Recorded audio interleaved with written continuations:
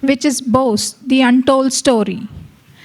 We have our dignitaries on stage already, Shri Anuj Dhar, Shri Chandrachud Ghosh, and Shri Navneet Krishna ji. A small introduction about them. Shri Anuj Dhar. Anuj Dhar is an Indian author and a former journalist.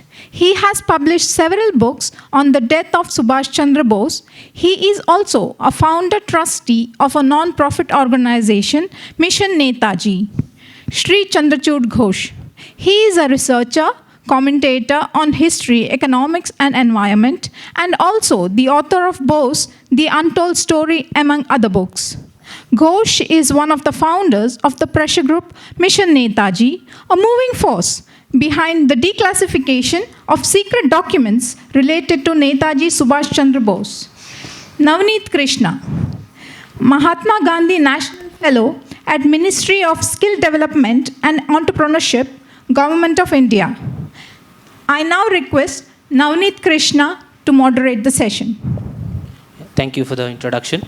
Good evening, everybody. We are at the last session of the day, and the last session always has to be a little exciting and interesting because everybody has to go home happy and smiling.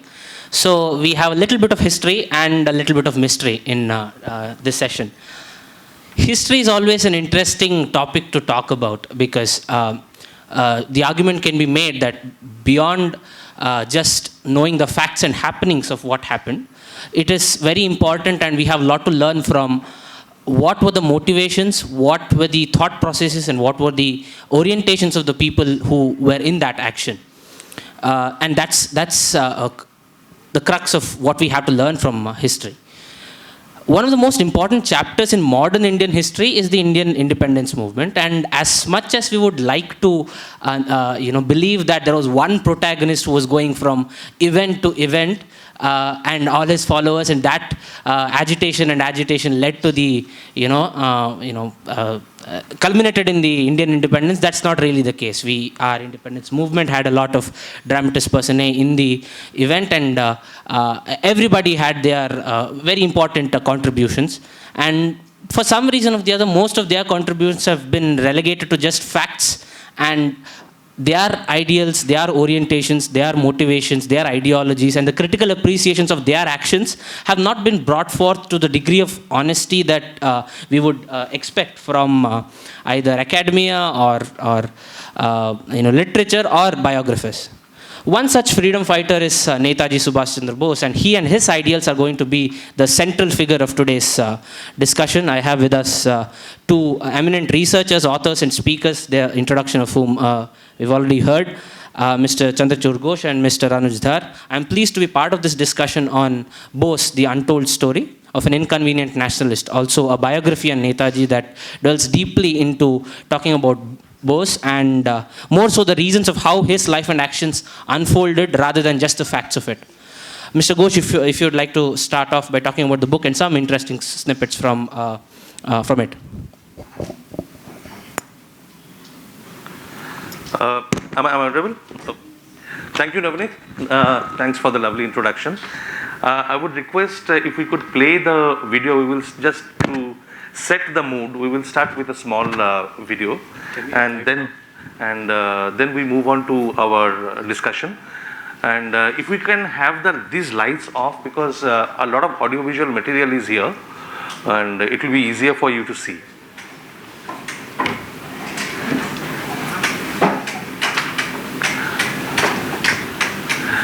The hall lights can. Thank you.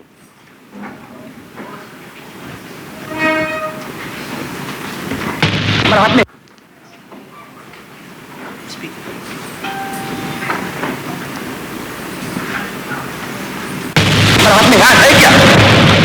हमारे रास्ते में आएगी सुख, प्यार, तकलीफें, मुसीबतें, मौत।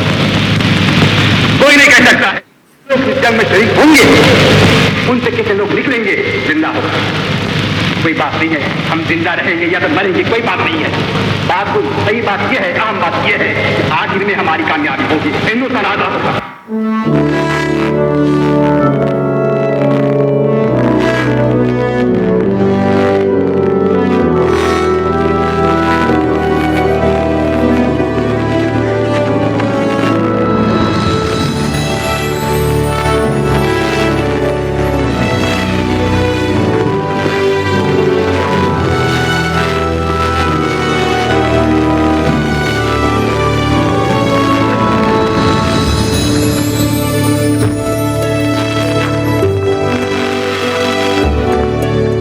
सुभाष जी वो जान हिंद आ गए, है नाज जिस पे हिंद को वो शान हिंद आ गए।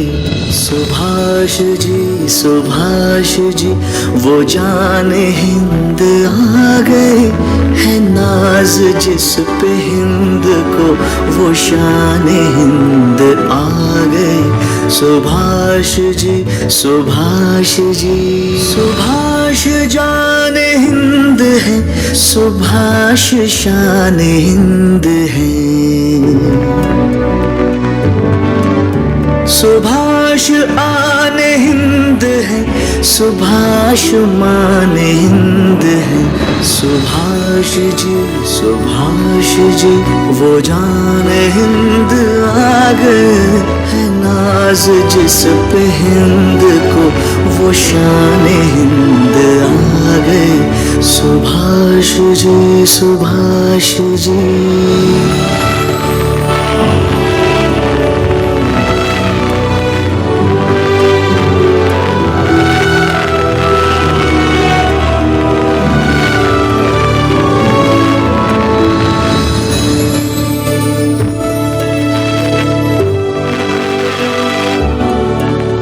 तूफान हिंद लाएंगे, वो शान हिंद लाएंगे।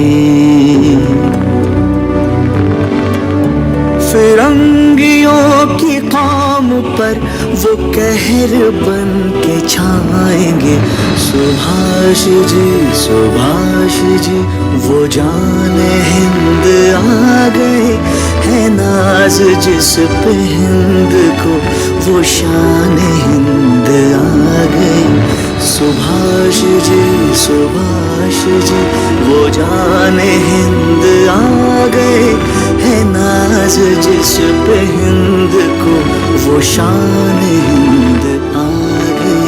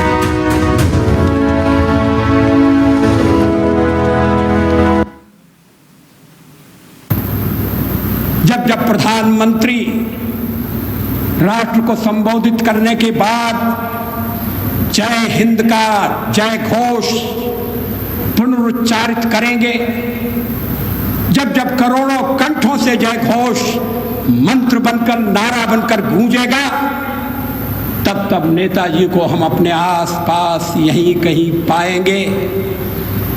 नेताजी हमसे दूर नहीं जा सकते, नेताजी हमारे हृदयों में बैठे हुए हैं।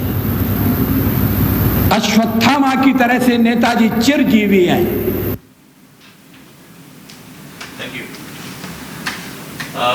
Well, the clip ended with a speech by the former Prime Minister Atal Vajpayee.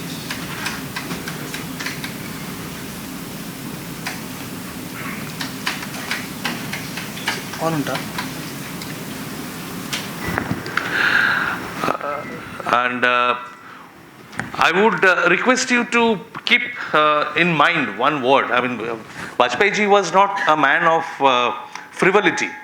He wouldn't use frivolous words. इसमें echo हो रहा है. I think I'm better off without the mic. Clear. It's okay. It's clear? Okay. So Vajpayee ji wouldn't say anything frivolously.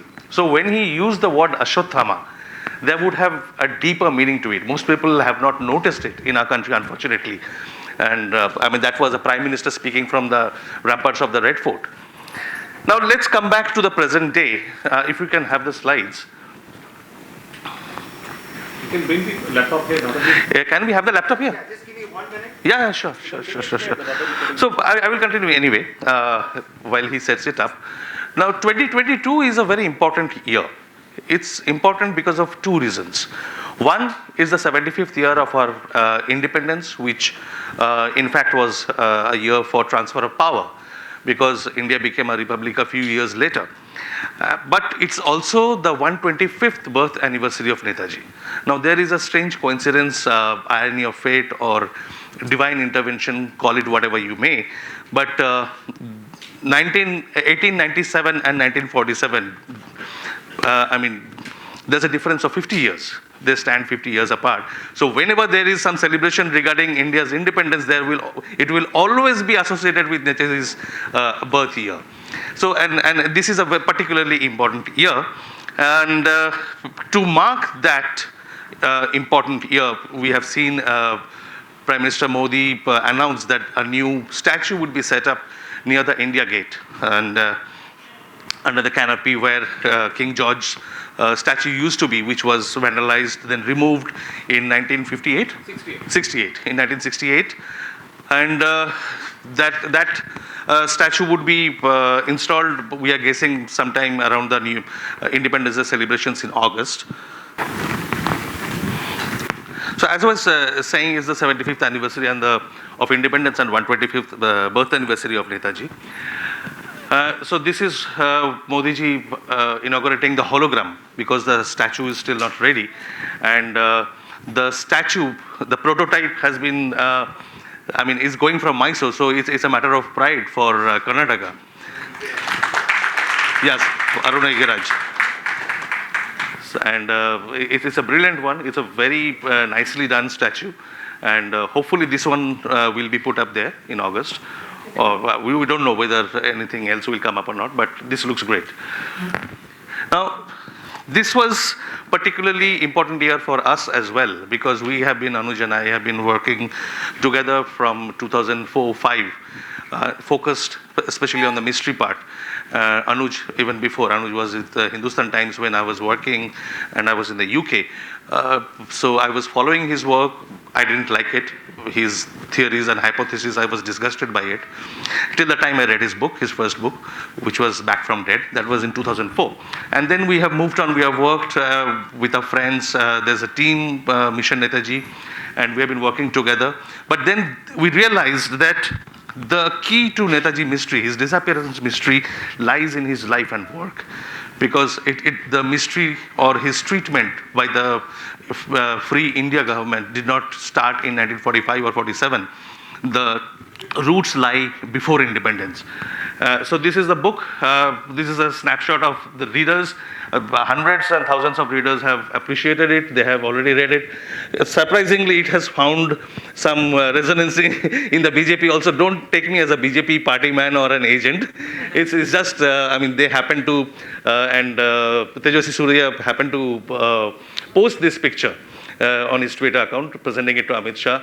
And it was also presented to JP Nadda, the president of BJP. So I seriously hope they read the book rather than just showcasing it. And so here comes the main part of what we are going to talk about. It's important to know the man. Who was Subhash Chandra Bose? And this was a question asked, believe me or not, this was a question asked by the Newsweek magazine in 2019. They ran a story whose headline was, who was Subhash Chandra Bose?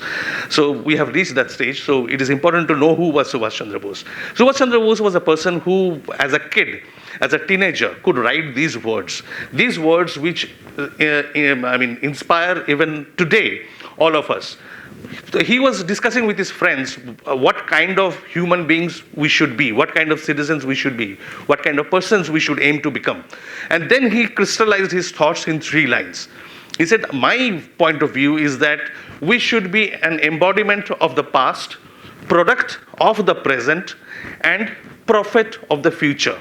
I can't think of any better lines, and that too coming from a teenager, which describes aptly encapsulates the idea of a good human being, of a modern human being. Now, I'm not going to tell you the life story of Subhash Chandra Bose because it's more or less known to everybody. The broad headline events are known to everyone. His biography need not be told to you. So he was born in Cuttack. He came to Calcutta for studies, was thrown out of college. Then he went to Cambridge, stood fourth in the ICS, and resigned and came back. He could have probably ranked first that year. But because of some error he committed while writing the Sanskrit paper, he had to translate the Sanskrit to English. Now he translated the entire Sanskrit piece in rough papers, but because of shortage of time could not copy the rough translation into fair copy. So he lost a lot of numbers. Otherwise he could have become first in the ICS that year. Then he obviously joined Deshbandhu Chittaranjan, and from there on, you know, the story of his life is well known. But here, what we are focusing on is a few aspects of his personality, of his vision.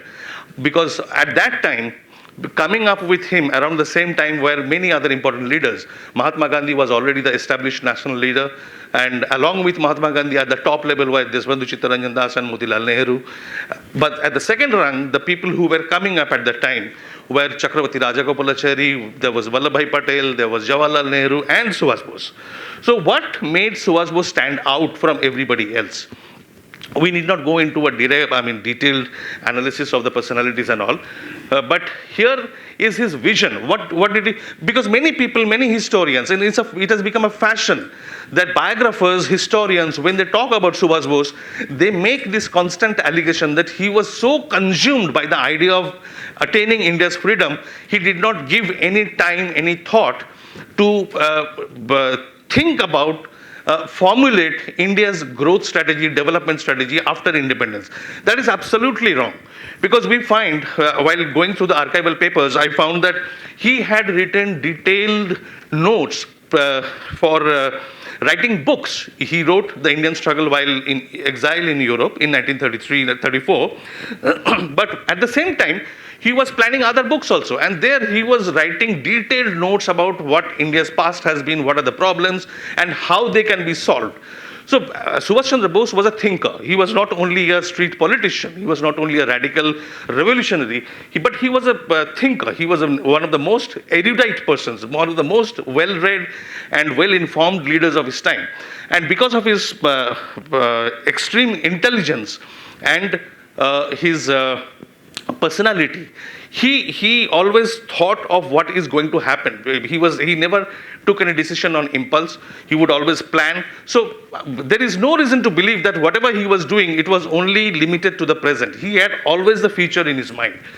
So even in the 30s, he was talking about national reconstruction on socialistic lines. Socialistic lines here does not mean the Communist or the Socialist Party. Socialistic lines means under state control because of India's poverty, lack of healthcare, lack of education, lack of infrastructure. These had to be, given the massive population and the size of the country, these had to be driven by the state. So by socialism, he meant that. Population control, he was extremely worried about the population increase, the rate of increase, and that had to be controlled. He was talking about that in the 30s. Change in outlook and mentality of bureaucracy. He felt the bureaucracy was a British, not only the British creation, but even the Indians who were getting into the bureaucracy thought like Britishers. They thought like Englishmen. And unfortunately, that continues even today, 75 years after independence. He was talking about multi-party democracy with a strong central government.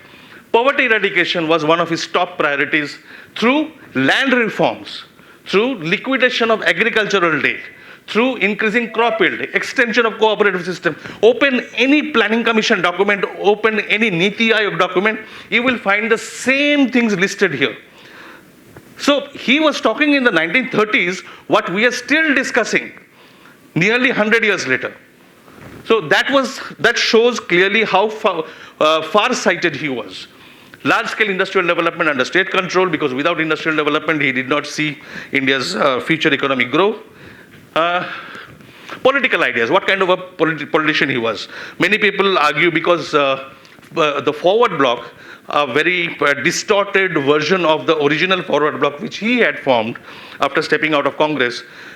Because that new forward bloc became a part of the left front, where the left parties like to claim him as a leftist and a communist, but he was far from being a communist. These are his own words. My political complexion is not so red as interested and malicious people would have led the government to think. If I had the remotest intention of becoming a Bolshevik agent, I would have jumped at the offer made when he was given an offer to submit an apology and go to Europe from the Mandalay jails. That was when he was around 26, 27 years old. I would have jumped at the offer and taken the first available boat to Europe. I could have then joined the gay band who trot about from Paris to Leningrad talking of world revolution. So in fact, he's poking fun at those guys who would, there were many Indian permanent revolutionaries posted abroad, and they would talk about global revolution sitting there, and that trade continues. The only difference is from Europe and from other countries, they have come back to India, and sitting in India, they talk about world revolution instead of focusing on what our real problems are. Then this flows into a lot of other issues, contentious issues. I have put it up here because this is the central principle of his political action, because he was not confined to any particular ism. He was ready to borrow tenets from communism, from fascism, from Nazism, from democracy, from all sorts of political lines of thinking, all political schools of thinking. But this was the core of his political thinking. India must think of herself first. India first. This were the words spoken in 1938-39, which again demonstrates how far-sighted he was, because this came back as the electoral slogan in 2014. India first. That was what Prime Minister Modi used as his electoral slogan.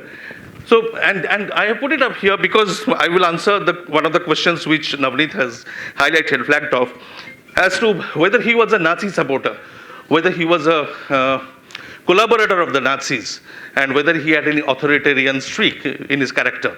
Now the thing is, if you read Subhash Bose's life, he was in exile from 1933 to 1936 in Europe, and the day he stepped his foot on the soil of Europe, a few days ago, Hitler had come to power.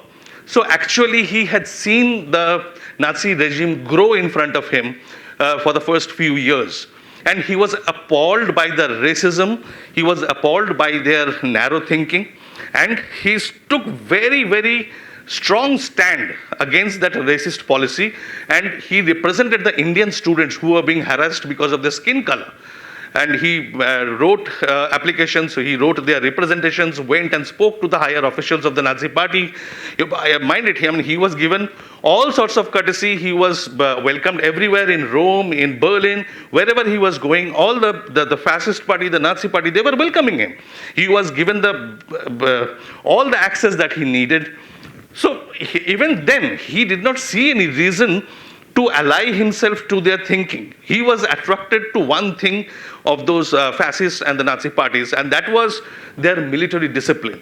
Because his belief was that if India had to be established as a democracy, it had to first learn the value of discipline. Without that sense of discipline, it's not possible to have a liberal democracy. Because India is too wide, too diverse, too many problems. They cannot be handled by the people themselves. They would not be equipped unless they learn the value of discipline. And that presents him in sort of a authoritarian character, where he believed, as I showed, a strong central government and a strong military. So obviously he was thinking in terms of reconstructing India immediately after independence, after such a long period of colonial rule. So, and even after he came back, he was extremely critical of Germany. He wrote a letter to one of the highest officials in the Nazi government that I am extremely disappointed by your narrow, racist and bigoted ideology that you are applying. But still, it is not my concern what you do within your country. as long as you don't make Indians suffer for that reason. So he was very clear, and he said that in his presidential speech in Haripura also said that what is happening inside other countries is not our business. We are not here to preach morality to the world. Our aim is to win independence. We have to become free first. And this was in stark contrast to the other Gandhian leaders who at the time was very, very deeply interested in preaching morality, abstract morality, that Nazism is bad and liberal democracy is good. So they had to throw their weight behind the British imperialists. So it was a very difficult situation, but he took a pragmatic rather than a dogmatic view. So even while appreciating the military capability that the fascists and the Nazis had developed, he was very critical of their social and racial laws and policies. And he was very critical of Japan at that time. He wrote large number of essays in Modern Review and other journals at that time, criticizing the Nazi policy, the Japanese policy, and it was clear that he was not aligned to their way of thinking. The only thing that interested him at that time was they were emerging as a sort of military power which could pose a challenge effectively and vanquish the British imperialists, the British Raj. And that was his sole point of interest. But if we go back to a very, very critical issue, where when he left India in 1941, he had in fact started planning of leaving India at least a year ahead.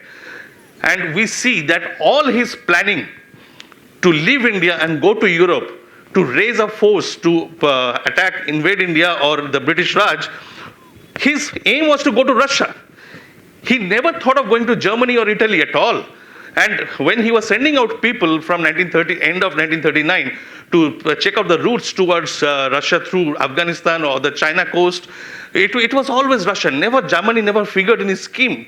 So, I mean, it's absurd to say that he went to Germany and because he liked Hitler or because he liked the Nazis. No, he had to go when he was standing in knee-deep snow outside the embassy, Russian embassy in Kabul, and the Russian embassy tells him that, no, we cannot let you go. He cannot come back to Calcutta. He has to make the best use of the opportunity. He's standing there outside India, and he has made up his mind to go abroad. So Italians welcome him, the Germans welcome him, he takes up the opportunity. And even when in Italy and Germany, he is very critical of their policies there. And he tells Ribbentrop on his face that you have done a great blunder by attacking Russia. This will turn the entire India against you. So we see numerous of, I mean, it will be late evening if I give you all the examples. But we find anyone interested, if you read the book, I have given all these details. He was very critical and never hid his true thoughts or his words from just to please them, because he was taking help from them. Of course, he was in the Axis bloc. The Axis bloc was helping him, so it was natural for him to pay back the courtesy, and he would support them in his speeches. But there were deep problems. I mean, in fact, he described Hitler as a European version of the fakir of Ipi, almost a half-mad man. So he had no love for them. So that's the answer to your question. As a man, I mean, it's a very interesting thing is his attitude, approach towards religion. This is very important to remember, because in the current definition of our secularism, we often tend to portray people as the best secularists who don't touch religion. Subhash Bose is portrayed as the best secularist in that model, just as Pandit Nehru. But Subhash Bose's secularism was very different. He would always, as I showed in one of the earlier slides, that you have to be rooted in your past. That he had realized at the very childhood, and from the very childhood he was deeply interested in religion, and not the theoretical religion of Gandhiji, but this was very practical. He went into sadhana. Sadhana was his hallmark. He would read voraciously. He would read the scriptures, the Purans, the Mahabharata, Ramayana, everything he would read. But he chose the path of sadhana. And in the jails, it was known, a well-known fact, that within the jail, in his cell, he would mark a corner covered by the curtains, which used to be his puja room. Nobody else was allowed entry in that puja room, and it would be there in every jail that he used to be there.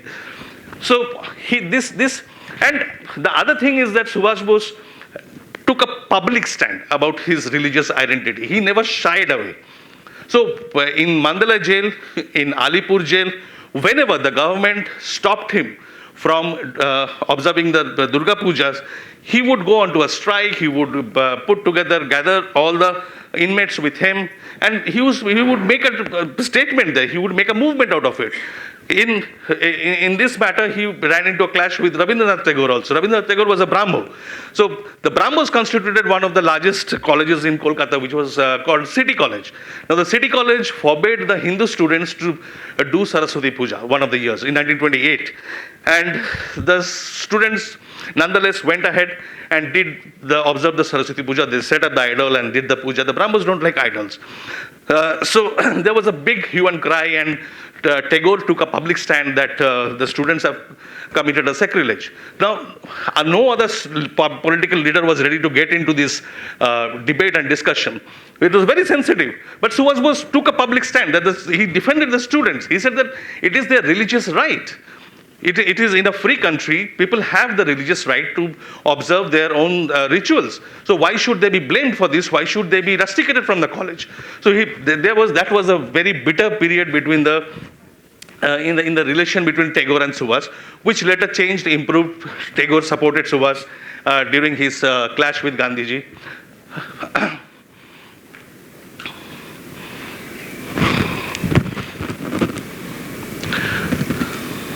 So India lives because her soul is immortal. Her soul is immortal because she believes in religion. I don't know of any secular leader who is capable of uttering these words in today's world. And that did not make him anti any other religion. He was inclusive. Everybody flocked around him. Every other person of every other religion flocked around him. They had that much trust. They had that much faith.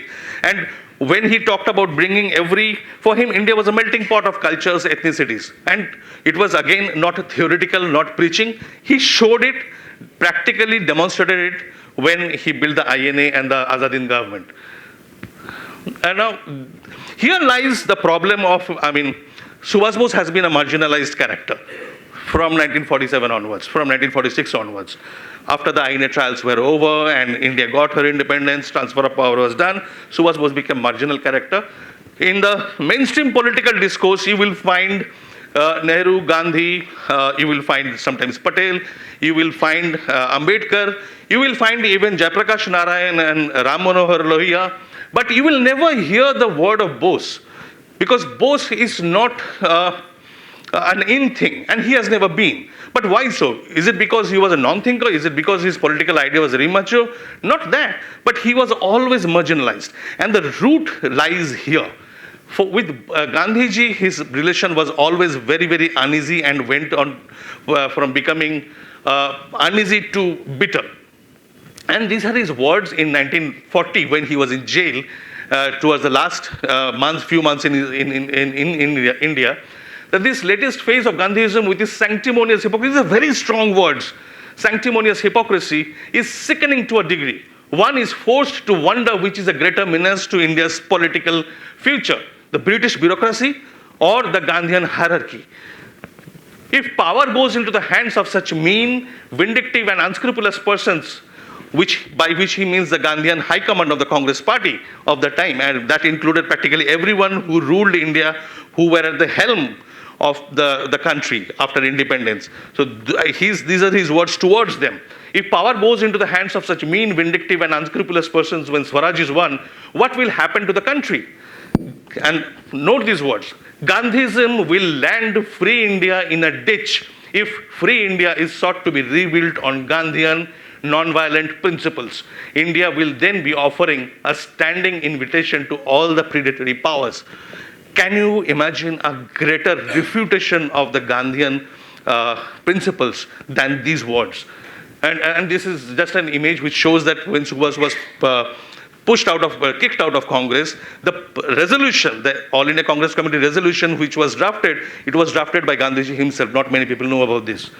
So with these things, certainly he was going to become a persona non grata in free India, because the free India is built on the Gandhian mythology that Gandhian non-violence and love for peace is what got us freedom.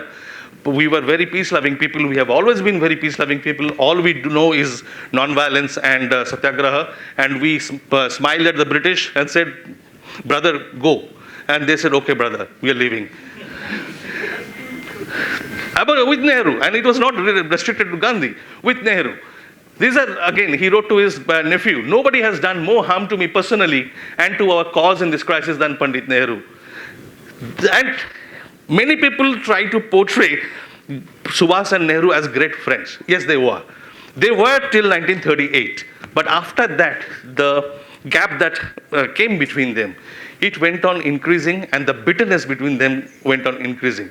And at the fag end of his life, Pandit Nehru was honest enough to admit it to a foreign journalist. Probably he would not have said these words to an Indian journalist, but this was a foreign lady journalist, so probably that's the reason why he opened up. And he said that it's true, I did let Subhas down. I did it because I had realized that anything which weakened Gandhi weakened India. So Nehru's idea of India, India's liberation, anything to do was hinged onto Gandhi. So I subordinated myself to Gandhi, although I was in agreement with what Subhas was trying to do. So my mind was with Subhas, my heart was with Gandhi, and I always gave in to Gandhi. So understand the dichotomy. And this continued. This had to continue because of the Gandhian mythology that was narrated, that was constructed, and that mythology started with Pandit Nehru's own words when he spoke for the first time after independence in 1947, August, from the Red Fort, where he said that we have achieved our independence under the guidance of Mahatma Gandhi. It was Gandhism that got us freedom. And that was the beginning of the mythology, and it continues till date. Till date, although many governments have come, many governments have gone, but irrespective, it continues.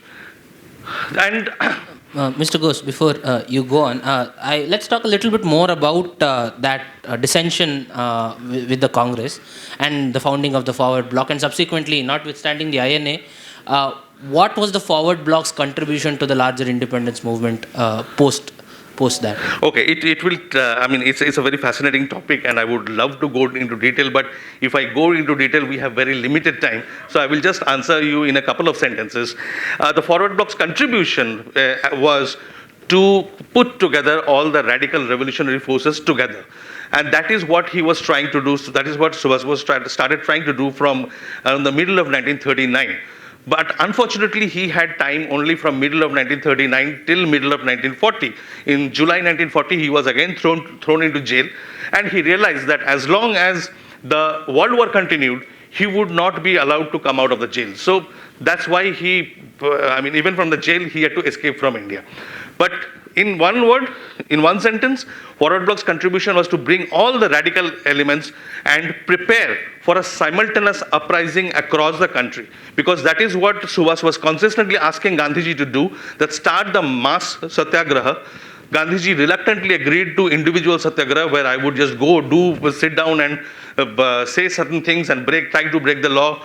And probably he thought the British government would be scared by that. So Gandhiji kept saying that I will not start the satyagraha till the whole country is ready. The whole country is non-violent enough. So, nothing can be more absurd than that. You want the whole country, all the people, to become non-violent, and then only you will start a movement to ask the British to go. Subhas categorically denied that, opposed that, and said the country is ready while the leaders are not.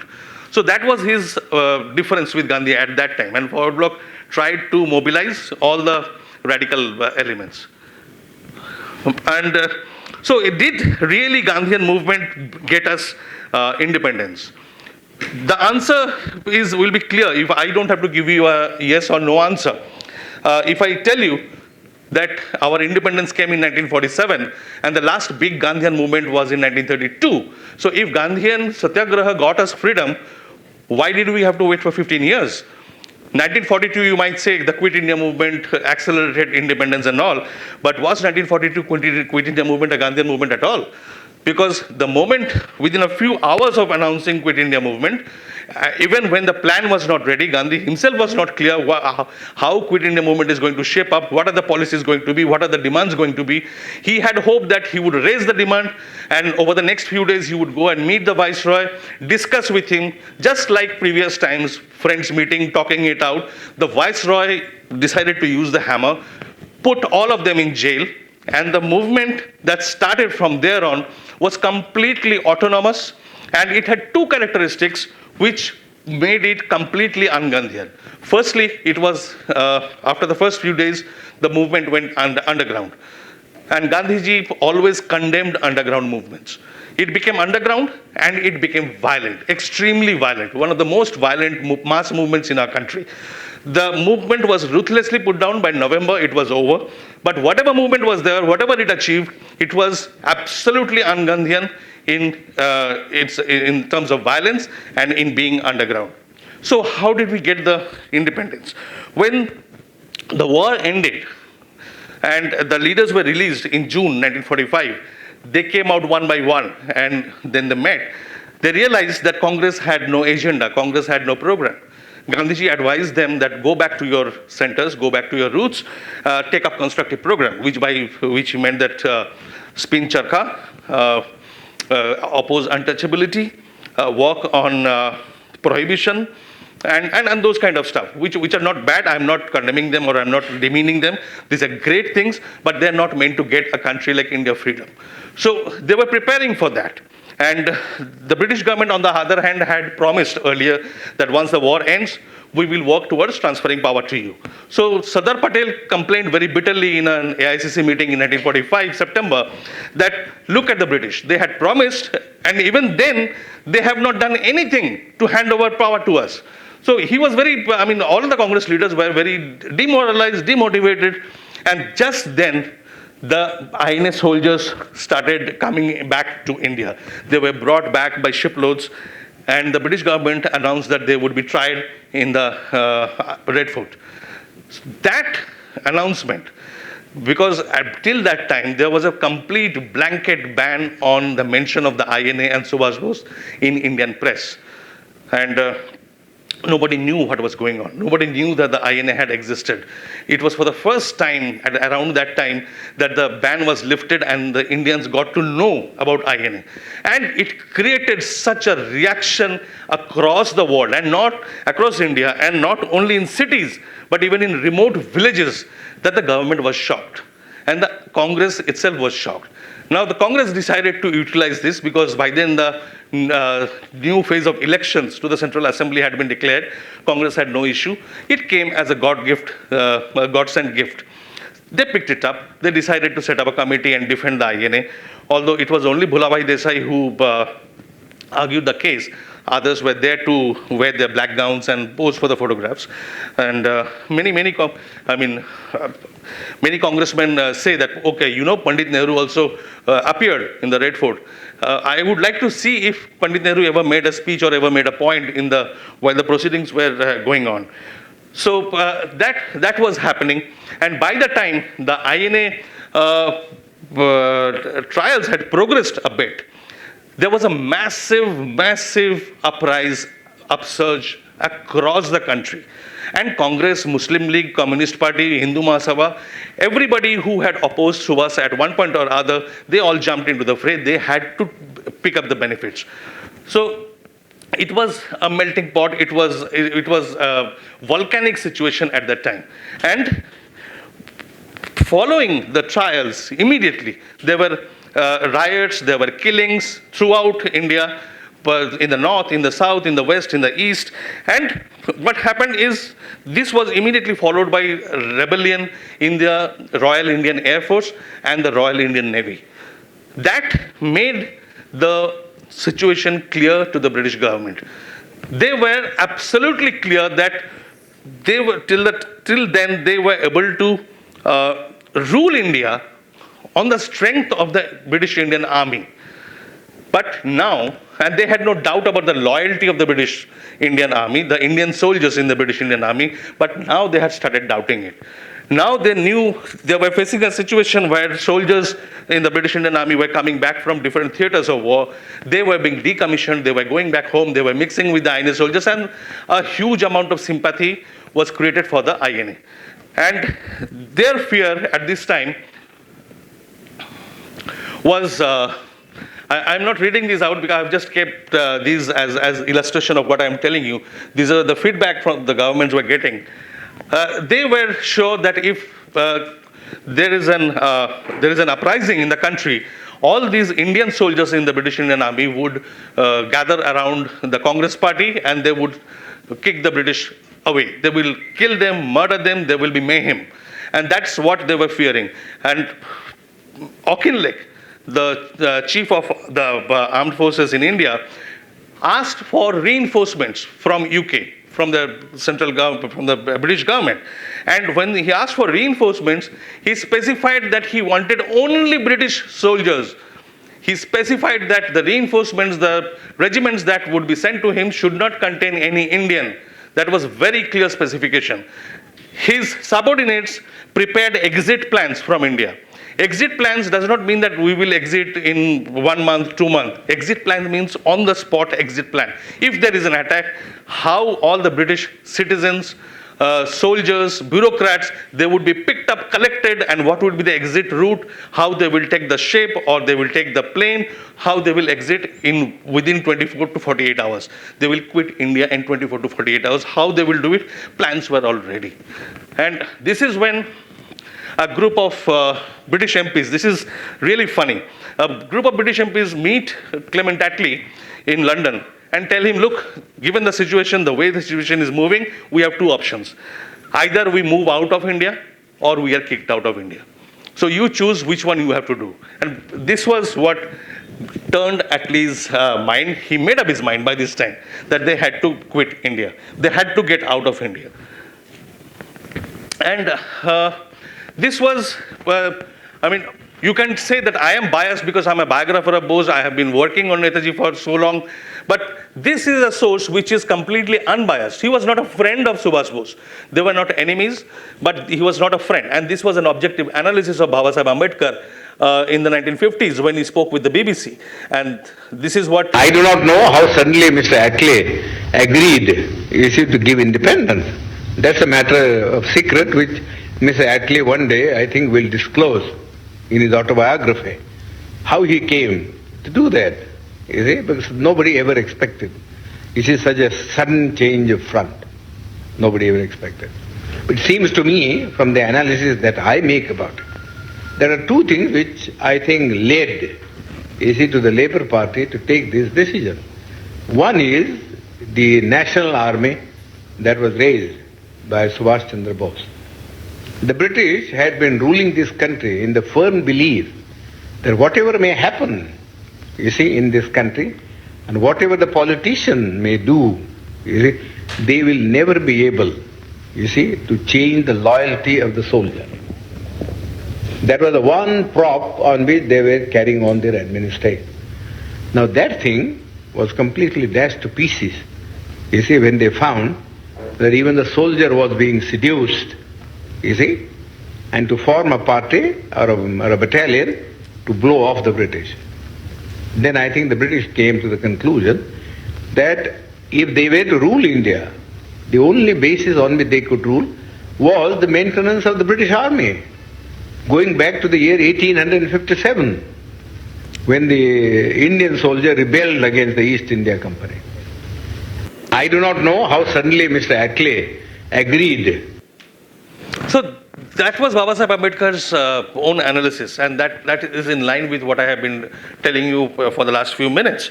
They had lost the loyalty of the Indian soldier, and that scared the hell out of them. They didn't know what to do after that. They had to go out. They had to leave because the bureaucracy, the Indian bureaucracy was too small to keep them in power. They couldn't hold power. They had to control the mobs. They had to control the people, and that had to be by force.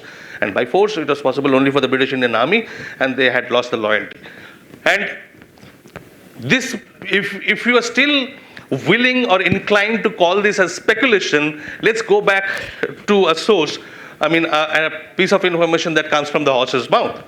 This is when the man who signed the Independence of India Bill, the Act, and who decided when the British should go out of India, he came to India in 1956 and met the acting governor of Bengal at that time, Justice Fani Bhushan Chakrabarti.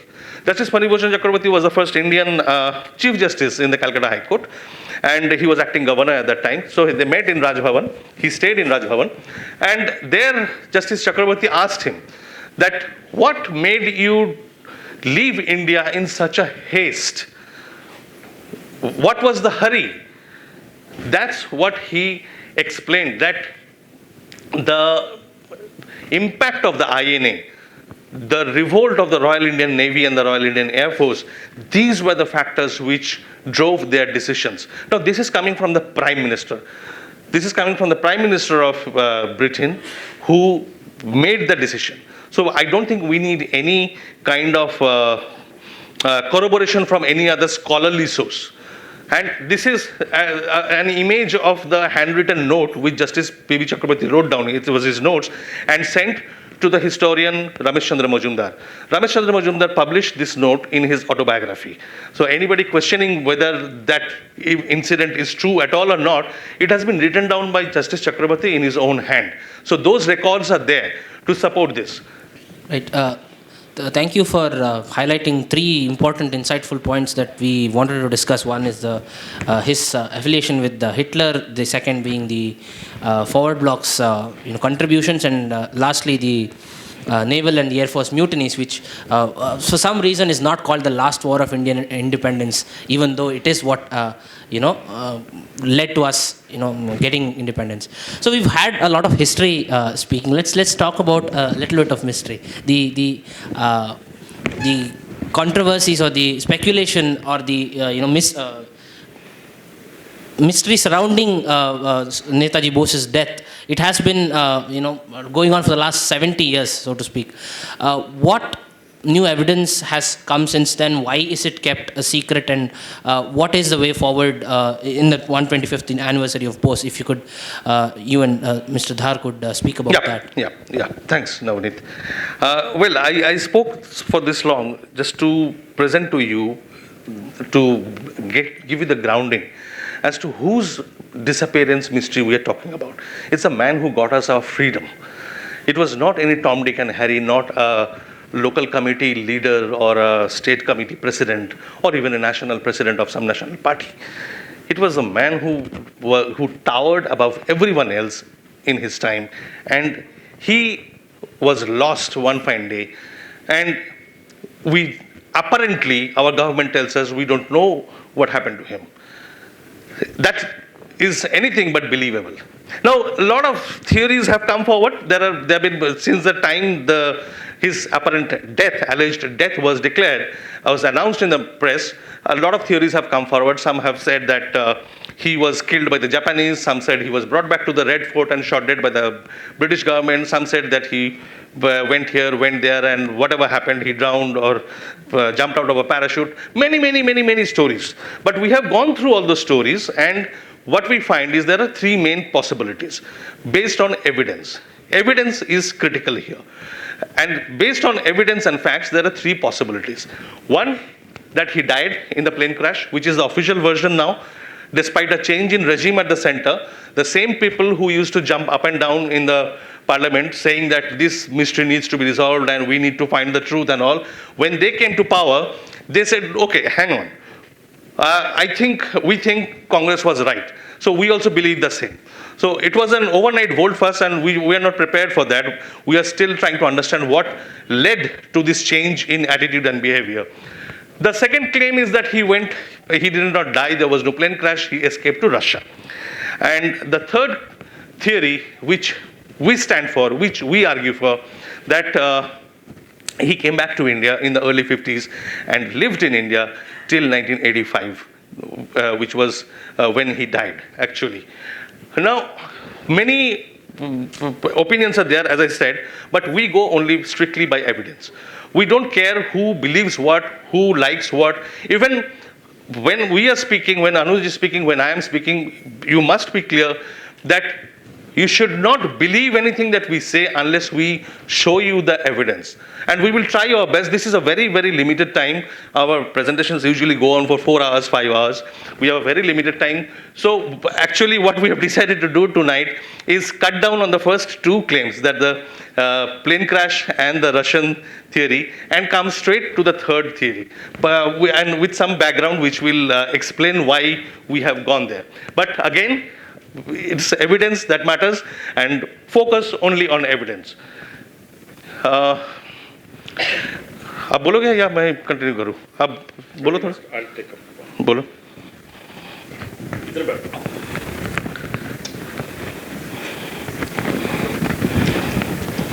Thank you very much. Good to be back in Mangalore after 2-3 years.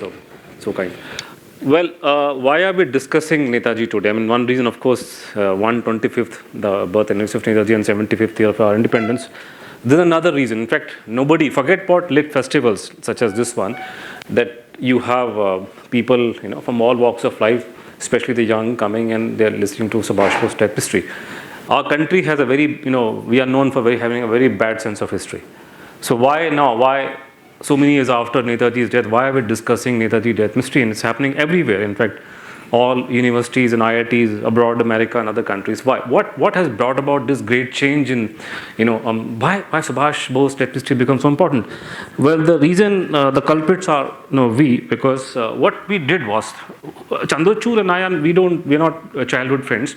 We became friends like 2004-05, and luckily by that time we had the internet age dawning upon us. But it was not like what it is today. And you didn't have Facebook, you didn't have Twitter, you didn't have YouTube, whatsoever. But we used to have Yahoo chat room. So we like-minded people got together. He was in UK, I was in Delhi. Shayantan was in again Delhi. Srijit Panikar was in Trivandrum. He's the most famous person right now after Tharoor in Kerala. Very much visible on television throughout the day. And Vishal was again in Delhi, still in Delhi. So we were like, we got together and we thought what to do next. People can be made interested in such cases only when you have either media amplifying your views or political parties. So since we didn't have any handle to political parties, so we thought media was the only thing. I was in media. Only thing we can do is to go and talk to people. But media were not keen. They didn't have time. Attention span is very limited. Even such programs when we conduct, they'll sit for half an hour, take notes and go away. They don't have time to sit for 3 hours. They don't care. I'm sorry to tell you, I'm a journalist. They don't care a hoot about anything. All they have to do is to file a story by the evening. And they usually have no time, unless it's a very big thing, They don't think it's a big thing. In fact, back then they thought it was of no consequence, this topic. It was like in the realm of history. And if you pushed them in those days, they would probably, write, an article on a Sunday in a newspaper or a magazine and say, he's saying this, he's saying that, and that's the end of the story. So we thought, look, we cannot do this thing. This cannot go on like this. So what we have to do is to reinvent the case. Since they will not take directly talk about Subhash Bose, what we will do is, like as they say in Hindi, ki kaan ko ulta pakadna hai. So idhar ki bajaye idhar jaiye. By this time, 2005, the right to information age had dawned in this country. By this time, 2004, a report of an inquiry commission set up under the previous Vajpayee government had been rejected by Congress party. This is 2005 or so. We are talking about 2005-06. And we thought, rather than talking about Netaji death mystery, we would talk about the right to information and declassification. And we will focus on declassification. So Chandrachud came up with the idea that why don't we use the Right to Information Act 2005, newly minted act in those days. I was not very keen on it in those days. I said, look, government is not going to give you any records. They're classified, secret, and this RTI is only meant for taking all uncertain information. You can't access classified information from the government using the RTI. Then it struck me, oh my goodness, this is, if they actually say no, it will be a better news, because negative news, somehow sells better in media. So this is what we did. We started using the RTI Act back in those days, and we began. No, I'll use it because I want to sit myself. So you sit there because I'll stand here because they can't see the screen. So this is how things began to change, and this is exactly what happened. Netaji became a very cover page for long, many decades, because the focus was not Netaji but declassification. You can ignore Netaji, you may dislike him, you can pontificate as many people have done recently when Prime Minister unveiled talked about the statue of Netaji in India Gate, that he was pro Axis, he was pro Hitler, all kind of nonsense and all kind of pontification which has no meaning in the real world. That's a separate story. But you cannot, in this age and time, oppose declassification. So they had to, and this became talk of the town beginning 2006. And over a period of time, we were able to do wonderful things. So I'll just, usually I don't talk about myself, but then this is, for example, one example coming from the declassified files. It talks about our approaching the government and taking information out about a secret file which had been destroyed by Government of India. Well, I can't read here, but it reads here, it may be seen that the petitioner is not only aware of the exact file, they're talking about me. It may be seen that the petitioner is not only aware of the exact file number and subject, but also the fact that the file has been destroyed. How he has acquired this information is not known. God works mysterious, in mysterious ways. So they are giving me this credit for coming to know of things which nobody knew. Another document, for example, I had to put this in place because there are people, usually we don't talk about ourselves. It's not our habit to talk about what we have done. But of late, Twitter, people have been, lambasting us, making tall claims and comparing us to Tom, Dick and Harrys who have done nothing by way of research. We just cannot, just because you happen to be news, you're an eminent person, you can't make a statement. We have spent 20 years in this case, so we know what we're talking about. This is coming from the Prime Minister's office. It talks about me, in connection with the case of Untold, so on and so forth. It has been decided with the approval of the Principal Secretary to undertake a declassification exercise as most files of Netaji are classified. So it's happening because of us. Don't pontificate about Netaji. Don't tell me. There have been instances when people have told me, look, Modi government has done this. You're telling me? It's happening because of us. And we were doing it. We are not even from history. I am a political science, postgraduate. He's not at all linked to all these things. When we were talking about declassification, all these things, this was the mood in a country with regard to historians. What kind of people were they? Anybody who calls himself historian or a history buff, for the sake of the argument, would want the files to come out, whether you have any interest in the subject matter or not. I have no interest in Rajiv Gandhi ji, but if you want Rajiv Gandhi ji's death file to be brought out about this case, I'm all for it because I support declassification. You can even declassify files about me. Because we have open, but these people, who were masquerading as, historians, they had the gumption and courage back in those days to make public statements or wastage of time, why wasting money and let's not talk about Netaji. They were open to going to Europe and America and reading their declassified files. Why should files not declassify in this country, the country which is known for two values, which is ahimsa and truth? And these are, mind you, would you believe, statement of very well-known journalist. And especially, this kind of a thought was coming from Bengali journalists because there's a perception which has been made, a lot of myths about Netaji. One of them being that Bengalis are great bhakts of Netaji. I'm sorry, that's wrong. Bengalis are not Netaji bhakts. 90% are at least bothered about something. And just one interjection here. When we were fighting for the declassification issue, we did not get any support from the majority, the most visible part of Netaji's family. In fact, the most well-known historian, Harvard historian in Netaji's family, who is also a politician of Trinamool Congress MP, he publicly stated that declassification is a non-issue. Netaji's daughter, who sits on many TV channels and gives pontificates, keeps talking about Tom, Dick and Harry and everything under the sun, she never issued a single statement supporting our campaign. Even though we met her and tried to explain to her, and she was tried to be persuaded by her own family members. Now, we were, whatever information we could lay our hands on by the way of RTI in India, and also the Freedom of Information Act in England and America, we even obtained information from the CIA. They denied us initially, and then we were able to take it. And I keep bragging about it, we can get information out of the CIA. But these Gandhi bhakts have been terrible people. They are totally top secret. They won't tell you anything. Now, the thing is, I was able to put everything in one place. My book, India's Biggest Cure, came out. I was in Calcutta. So we met the members of Subhash Bose's family. We were able to convince them, look, you need to go out. Because a small section of the Bose family led by this, a Congress faction of the Bose family led by Shogato Bose, who's a professor in America, but politician in this country. So this pro-Congress section of the Netaji family was hogging the limelight, and they were running the whole, the narrative. The fact of the matter is, not one sibling of Netaji's, any of his sister or brothers, they did not believe that he had died. His wife never believed. Not a single nephew, niece of Subhash Bose believed that he had died in any plane crash. It's only one small segment of the family, led by nephew who was a Congress party leader, and his wife who was a Congress party MP, and their able son who's known in America and also in India as a politician. They were the ones who were running this agenda, and they were having a lot of contacts. So the family was persuaded, look, you all oppose this thing, you have to come out and do something and do things in a way which takes the matter to the public. So we made an issue out of declassification. We started doing these walks, candle walk for Netaji, declassification, press conferences, events, so that people come around. And since a majority of people of Subhash Bose family were in Calcutta, and we also had multi friends, of course, all said and done, there are a lot of support of Netaji in Bengal and Calcutta. So this was essentially done in Calcutta, even though we went all over the world, including Bangalore, to discuss in those days, of course, when we were working with this majority, faction of the Bose family.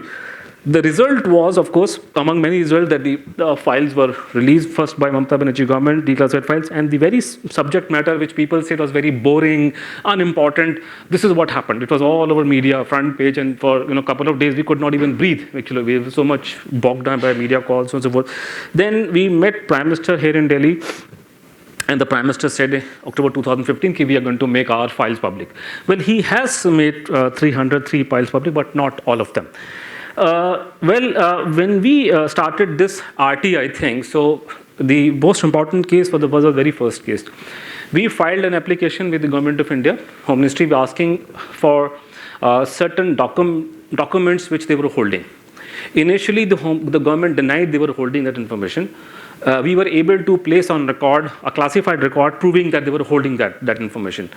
So it came down to our seeking 202 classified records, and then government refused, and the matter was taken up by the Central Information Commission. And in those days, whenever the issue was deemed very important, it was taken up by the full bench of the Information Commission. This is 2005-06 I'm talking about. So Wajat Habibullah ji was the Chief Information Commissioner. There were other commissioners also present. Dr. O.P. Kejriwal, renowned historian, he was the editor of the Gandhi Collected Works. He was the director of the Nehru Memorial Library. And there were others on, Professor Ansari was there, and Padma Subramanian Madam was there, and others. So these are eminent people and who were appointed by then government. So this is happening in 2005-06. So this case was heard. It was almost like quasi judicial proceeding. All the commissioners were sitting here, 5 of them, and we were sitting in one corner. And you have the Home Ministry people. They walk into the room. I believe one of them was from the IB, because I can tell them by the way they look, the IB people. And then they were, of course, not looking at us kindly, because if looks could kill, we would have died that day. And they, of course, refused to give documents to us, and there was a virtual fight before the commissioner. In the course of which they made two revelation. For example, they said the Home Ministry is holding something like 70,000 pages of concerning Subhash Bose, and some of which were so volatile that if disclosed, quote, it may lead to law and order problem across the country, especially in West Bengal, unquote. This is what they said on record. This is on record. Go Google search, you get the document and read it. And so the commissioners had to take a call, and this is a right to information age, so they backed us. So we had a victory back then, and the commissioners led by Bajaj Saab, they said, look, no, this is not done. You cannot say these things in this agent time. You have to give them whatever they're asking. So give them this 202 documents. And also these 70,000 pages that you're talking about, and some of which probably, create problem for the country, you have no right to keep them secret in this agent time. So release them. So commission's order was, release, and then the government had in those days, a cabinet committee on political affairs had a meeting about it. So the highest body, took a call. They decided to release out of 202, 91 records were given to us, some IB reports, etc., that we had listed out, but they did not give us some of the most sensational records. For example, not given to us was a report by the Director of Military Intelligence about Mahatma Gandhi's views on Subhash Bose's death. So that thing they didn't give to us. And out of 70,000 odd pages, maybe 15,000 pages were released by government, and they reached National Archive in 2012.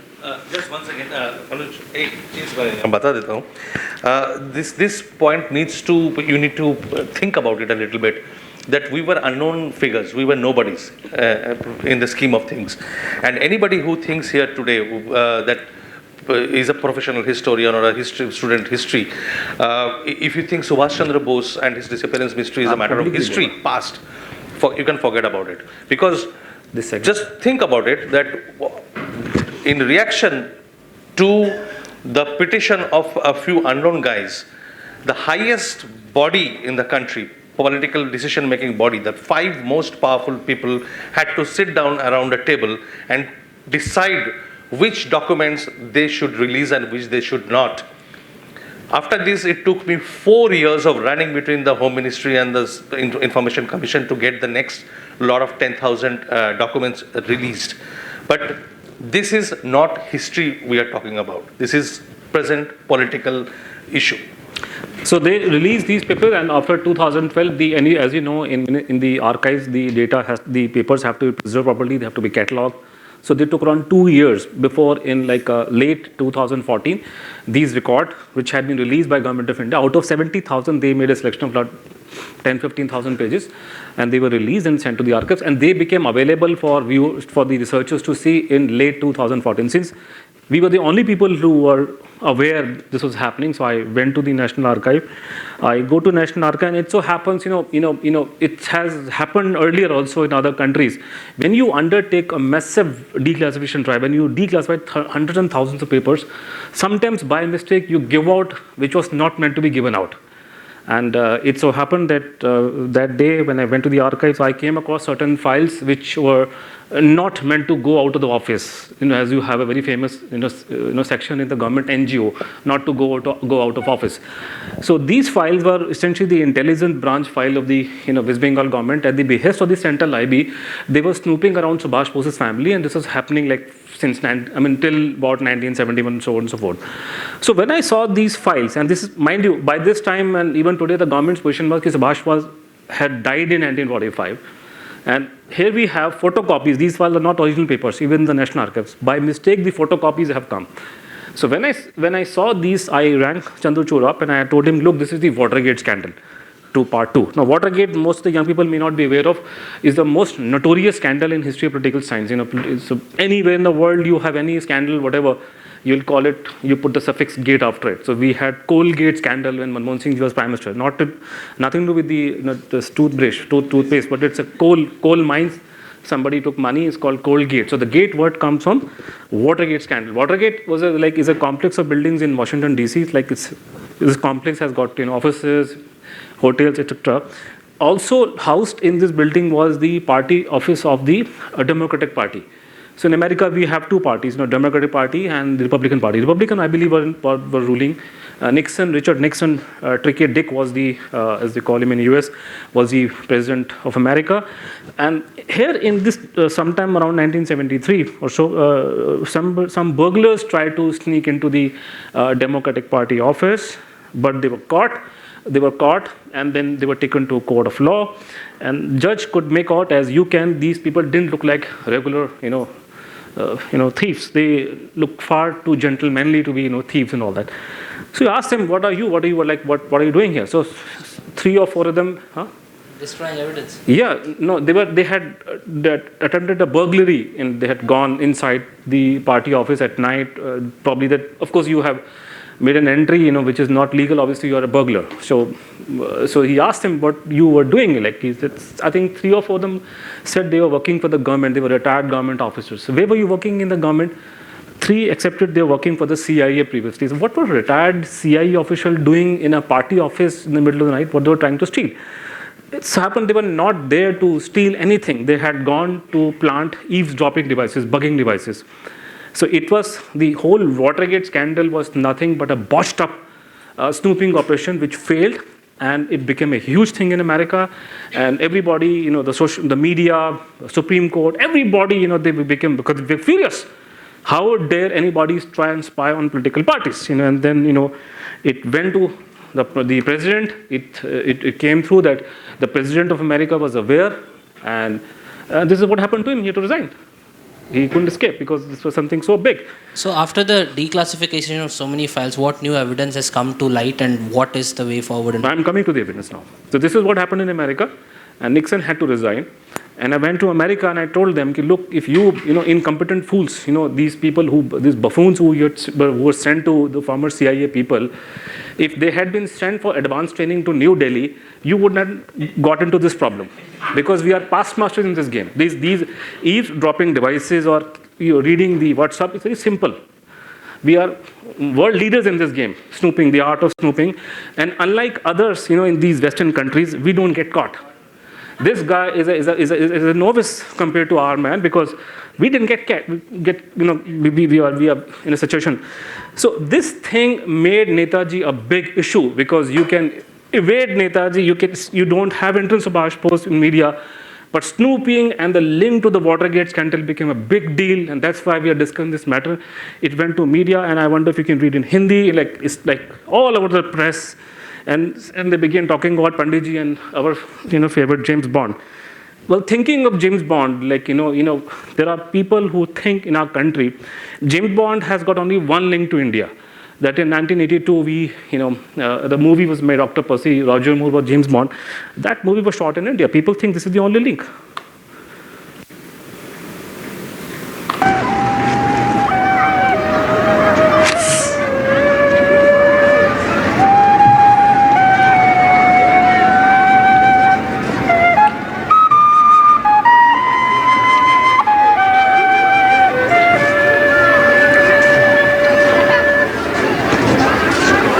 Charming tune. You do take English money. Only gold sovereigns. This charming tune, the James Bond theme, that is, do you know it was Marty Norman, the person who came up with it, he had India in mind. So that's the thing, that's the link, in fact, one of the links, So he will tell you himself the story about he was doing a musical about, based on V.S. Naipaul's book, House of Mr. Biswas. That's how the theme, was conceived, which this opera was playing in front of you. So tell me, where did the James Bond theme come from? It came from a musical that Julian Moore and I were writing called A House of Mr. Biswas, based on V.S. Naipaul's novel. Monty's musical, based on the story of an Asian community, featured traditional Indian instruments, but it never made the stage. So I went to my bottom drawer, found this number that I'd always liked, and played it to myself. And I was born with this unlucky sneeze, and what is worse, I came into the world the wrong way round. So it had this very Asian quality. Well, I get the Indian feel, but where is James Bond in all that?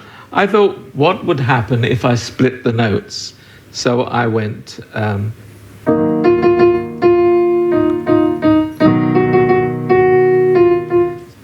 And immediately, the moment I did that, I realized that this was what I was looking for. And the producers agreed.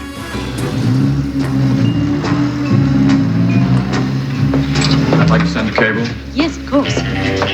His sexiness, his mystery, his ruthlessness, it's all there in a few notes. All these adjectives apply to somebody we have all cherished a lot, from our childhood days. And this gentleman you see here is, strangely, named Bhola Nath Malik. Bhola means, no, भोले को क्या बोलते हैं English में, हिंदी में? भोला है बड़ा, भोले आदमी थे बड़े. भोला नाथ Malik. He was the director of IB for 16 years. आज को 2-2 साल में निकालते, 16 साल तक डायरेक्टर IB का नाम रखा भोला. पता नहीं क्या अजीब आदमी है. He is saying that Panditji was such a great democrat, all these adjectives I was telling you just now. So, all these, such a nice man. He didn't want even to spy on, foreign, embassy staff and others. They were so democrat. Such, people had idea of, world peace and democracy for the entire mankind. So this is Mr. Malik wrote in his, memoirs. Now, this is one of the examples, we've got. This is coming from, a country like Holland. Holland, Dutch ambassador is sending a report back to his country in 1962. He said the Indian government listened to the telephone calls from the embassies and kept spies under the guise of servants. Very old tried and tested technique. Eavesdropping on telephone conversation was extended to many private foreigners. Offices of the armed forces were also instructed to limit their contacts with foreigners. The telephone calls of officers are also tapped. So this is one example of what we could accomplish, and we never got caught. So that brings us to one recent debate that we've been having: who has got a better jacket? And my personal choice obviously is the Nehru jacket. I got one from Calcutta. I'm not wearing it today because it's like a bit warm here. But James Bond choice was also the Nehru jacket. So in this way at least, and many other ways, which I can't discuss, of course, the Panditji is far better than. He's wearing one. Who's wearing? You're wearing the Nehru jacket? There you go. So this became the snooping issue became the cover story for India Today, and hell broke loose in this country. And had it not been for the earthquake in Nepal, probably and also the betrayal of the Bose family, we could have cracked this case back then in 2015. And this is how Netaji death mystery, which was not even discussed in the roadside dhaba, became talk of the town. Till that time, people used to call me a pagal hai to, pagal ho gaya ye. उसके बाद से फिर ये आपके news में media बुला रहे हैं, टाइम्स नाउ में जा रहे हैं, पब्लिक में जा रहे हैं. Arnab told me, of course, once we were in Times Now, कि इतने कंट्रीज़ में टाइम्स नाउ जाता है. We have never seen so much of interest. ऐसे boss, you are shown nothing. अभी तो बहुत मसाला है इस केस में. तो 5 घंटे सुनाएंगे तो आपको तो खड़क जाएगा. तो ये इसके बाद में this was top all over the news. Nehru government spied on Netaji's family for 20 years. Well, this thing is still lingering on this assumption. Actually, the snooping was happening not just in Calcutta. It was happening all over the country. So this is coming from Bombay, for example. It is happening in Chennai also. 2, the snooping was not limited to Netaji family members. Surveillance was mounted against each and every person who had a remote connection with Subhash Bose. INA veterans, foreigners, journalists, name it, everybody was under surveillance back in the good old days. Now this is one fine example which I keep throwing at my American friends and others, that you talk so much about Watergate scandal, let me show you something, let me challenge you with a small piece. This is a surveillance record, very secret, Security Control Office, Pretoria Street, Calcutta. This is dated 10th of October 1949, by which time Subhash had been dead for 5 years. The secrecy of this interception may kindly maintain. So they put under surveillance a fellow called Prithilal Sabha. What was the crime of Prithilal Sabha? Well, Prithilal Sabha wrote a letter to Subhash Bose's elder brother, and he asked him whether Netaji was alive. That was the crime committed by this person, and they went after him, and we have subsequent records. It turns out Prithilal Sabha was a class 9 child, बच्चा था 9वीं का, और ये report file कर रहे हैं. His name is Prithilal Sabha, aged about 15 years, government school का नाम लिखा हुआ है, and it is learned from the headmaster of the government school that the attendance of the boy in the school is irregular. Then they write, this is happening at a time when India is having all the grand values of democracy and freedom of speech and transparency, and all the ideas of high ideals of Gandhiji are being professed all over the country, and when Chacha Nehru is in charge. And it says there is nothing against him politically or otherwise. This is being written about a class 9 child in a government record. There is nothing against him politically or otherwise. Then it's secret. Copy forwarded for information to Shri P.K. Basu, Deputy Commissioner Police Special Branch. ये आदमी अगर आज जिंदा हो, पीके बसु, ये कोई अंग्रेज का गुलाम होगा, इसको खड़े करके चपले मारनी चाहिए हावड़ा के पुल पे कि तुम बच्चों की रिपोर्टें लेने के लिए वहाँ बैठे हो स्पेशल ब्रांच के अंदर.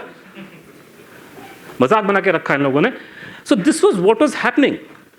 Now, and one interesting thing we noted about these records and other records, you compare these records, even though they are coming from the Calcutta intelligence branch, they are not from the central IB. वो तो अलाउद्दीन क्या, वो अलाउद्दीन की गुफा है. Open sesame, you have God knows what will tumble out from the central IB archive, which nobody knows where it is. It is top secret. I mean, I was in US again. I'm sorry, I'm going back to US again.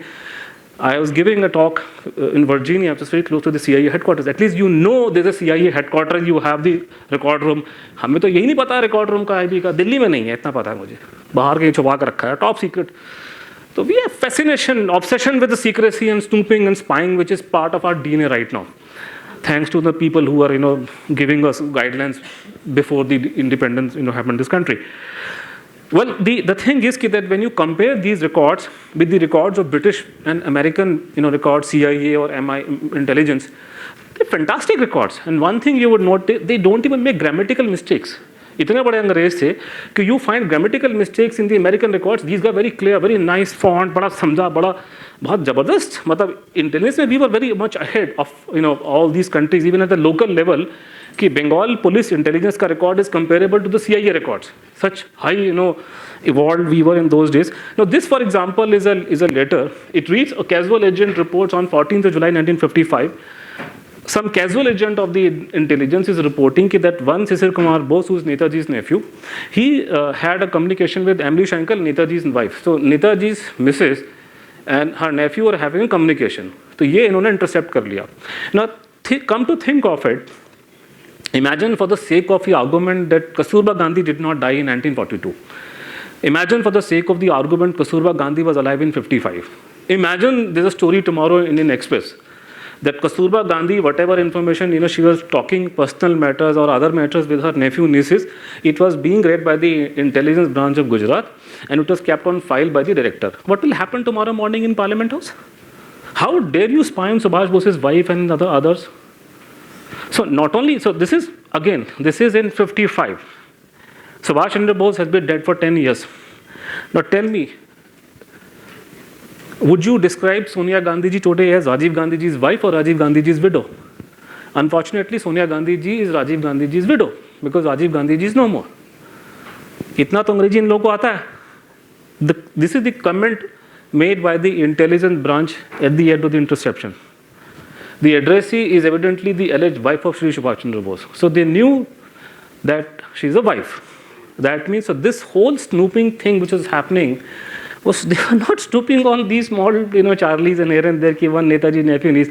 But who is a Netaji nephew that he should be snooped upon and report should be sent to the Delhi IB office and Mr. R.N. Kaur should be marked in it? R.N. Kaur had many things to do but other than getting reports about Subhash Bose's family. So what they were doing actually, it's very clear that the stand given publicly that Subhash Bose has died, but our intelligence was looking for Netaji everywhere. Since they were not sure where he was, probably they were collecting more information about him. This is what it means, all the snooping.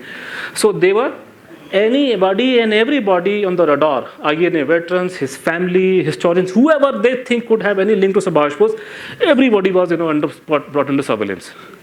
And this is exactly what the entire mainstream media concluded. And it is everywhere, and this is also the conclusion drawn by the Chief Minister of West Bengal. This gentleman was then the police commissioner chief, but then he was previously in RAW. And this is a very right deduction. BJP also, Bose family also, everybody came to the same conclusion. That this is, BJP also made, BJP spokesperson said this thing, the government was not sure whether Bose was dead and thought if he were alive, he would be in some form of communication with his government. Now, I take you back to a very important document because we don't have time, we are running out of time. This is sometime in 1973, we had a commission of inquiry functioning in the country. So when this snooping was happening, let's say, so there was a commission on Netaji's death was functioning. So then the director of IB, Atma Jayaram, is he not from Karnataka, Atma Jayaram, or was in Bangla? No, he was in Bangalore. इनके नाम बड़े बड़े अच्छे होते हैं, भोनानाथ मलिक, आत्मा जयाराम, क्या नाम रखा वाह वाह, और डायरेक्टर बना IB का. He was a very dashing, handsome person. Atma Jayaram was the director of IB. In 1973 was put this question before commission. So this is a record we brought out under RTI. So he is being asked a question in 1973. Has your department been dealing with the subject of Subhash Chandra Bose? Sign of interrogation. Simple questions. So the answer should be what? No. Why would I be in 1973 be dealing with Subhash Chandra Bose? Look at the answer that he has given. As director of the intelligence branch, I can only say that intelligence department has a wide responsibility, and whatever the government wishes to know, we will do it. But it is difficult for me to say what we do or what we do not. There's a fellow called Humphrey Appleby. I wonder if you heard his name. He's Humphrey Appleby's grandfather. Because what the tricks did Humphrey Appleby tried in 1980s, he was doing in 1973. कितने smart लोग हैं भैया, कितने intelligent है, तो सीधा बोल भैया नहीं है वहां पे, इसका मतलब ये लोग स्पाइंग कर रहे थे. Now we come to the, in a sense that this will, give you some pain, this part we're coming over the snooping. Again, we go back to the James Bond film. And there are, the movie, it was shown that James Bond comes to India and he visits the British Intelligence India office. So they have offices in India, secret office. This is what, for example,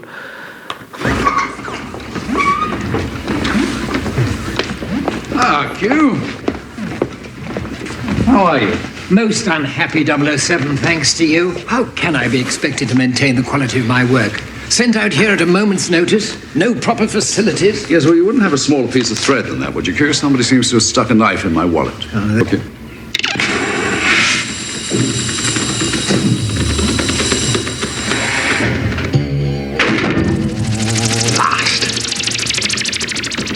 Having problems keeping it up, Q?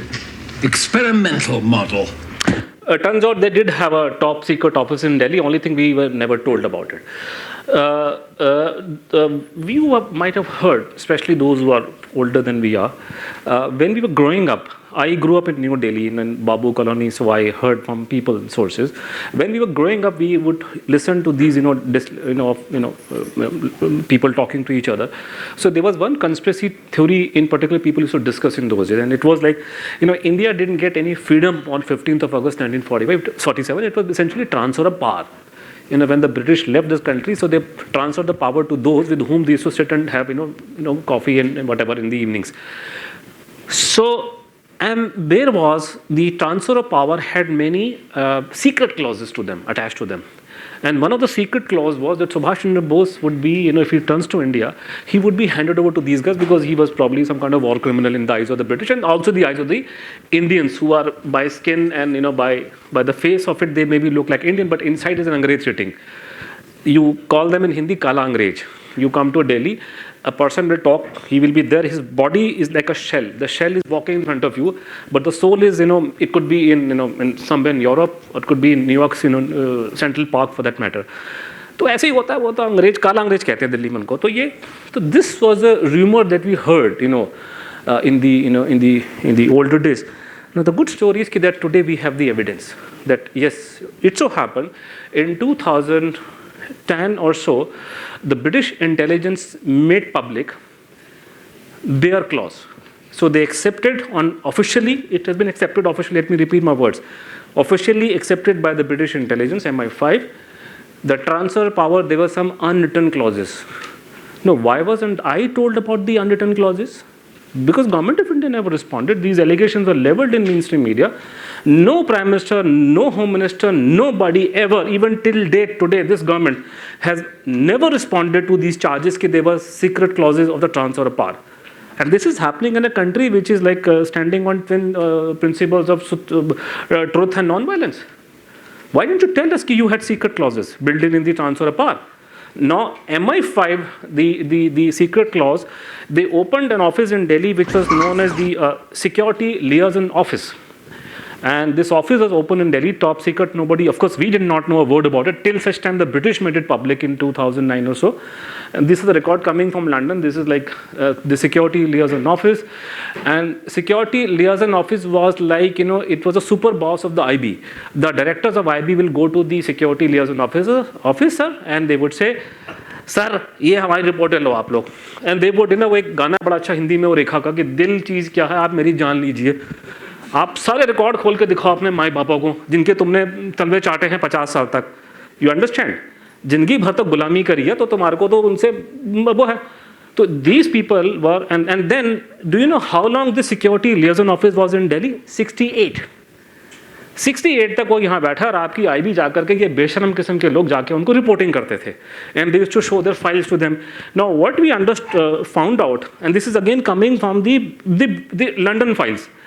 They were not only were they spying on Subhash Chandra Bose and others, they were dutifully supplying the information to their masters in England after independence.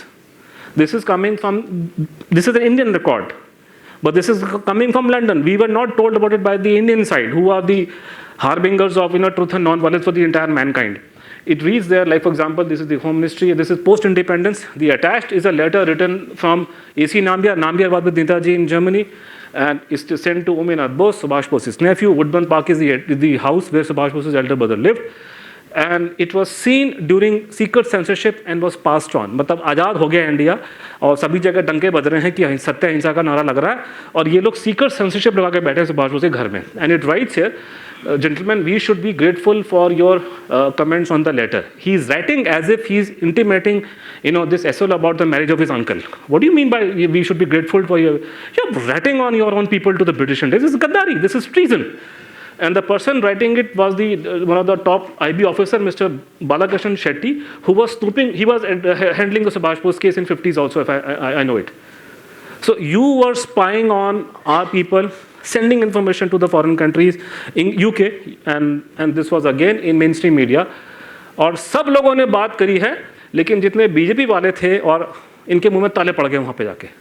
If this thing was done by BJP and Congress were in power, तो इनको घर से निकाल के चप्पलें पड़ती इन लोगों को यहाँ पे. ऐसा गांधी भक्ति का ऐसा वो पड़ गया है, इनकी आंखों में पर्दा पड़ गया है. लोगों के अभी हमारे पास बोलने का टाइम नहीं है कि जो अभी गवर्नमेंट बैठी है गांधी भक्ति का ऐसा आंखों में पड़ गया पर्दा कि कुछ बोलने को तैयार नहीं है. लोग समझ नहीं पा रहे हैं कि हो क्या रहा है देश के अंदर. तो गांधी भक्ति चलती है अमेरिका यूरोप के अंदर. That is a basic advantage you have of the Gandhi bhakti. So this is like we asked the government, this government under RTI, this is what has come to light. You have, I'm sorry to use the phrase, caught with the trouser down. और ये आपके documents निकल के London से आ रहे हैं, हमें दीजिए रिकॉर्ड. तो आंसर आ रहा है कि the IB is not under covered by the RT act. अरे IB कवर में नहीं होती है, बट हमारा कंट्री तो सत्य अहिंसा पे खड़ा हुआ है. सत्य में जैसे तो हमारा नेशनल मोटो है हमारा. तो बताइए आप लोग. No answer, nothing. And then with this we are led to one the so-called holy man Gumnami Baba. Do you know this story about there will be a Netaji is a war criminal, there are secret clauses? How did the story start? Well, it goes back to a person whom we today know as Gumnami Baba. This is a letter which we brought out with great difficulty from the Home Ministry under RTI. This is part of one of those letters which we had listed, 202 records, which with great difficulty we accessed. This is coming from the PM's office. Now, this is a letter written by Atul Sen, who was somebody who was an MLA, known political figure in pre-independence day, and he was an MLA in the assembly in India was not a free country. He knew Panditji, he knew Subhash Bose, everybody. He happened to bump into this person who was known to you today as Gumnami Baba. And he's saying that I have spoken to him. Then he wrote a letter to Panditji, the Prime Minister of the country. And there he writes that that means this person I met, he's Netaji, yet regarded as enemy number one of the Allied powers. And there's a secret protocol that binds the government of India to deliver him to Allied justice if found alive. So this story about Netaji being a war criminal and he would be handed over to them, and there's a secret protocol, and so it is halfway proven because now we know MI5 has made public their secret protocol.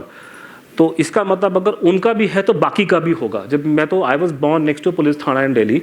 तो what happens, अगर एक चोर पकड़ा जाए pick pocket, तो suppose if he has stolen one thing today, so the police will suspect that he must have stolen 50 other things in the last 1 month.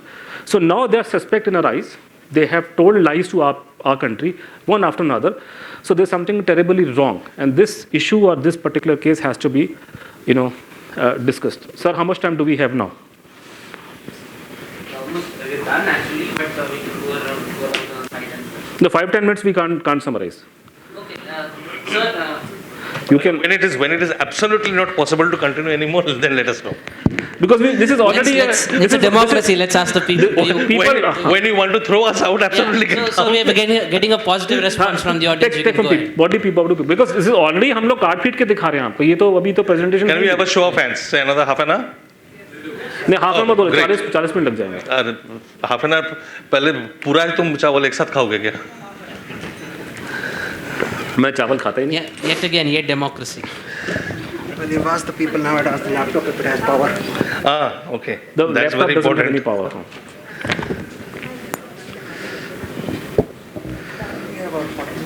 40 minutes.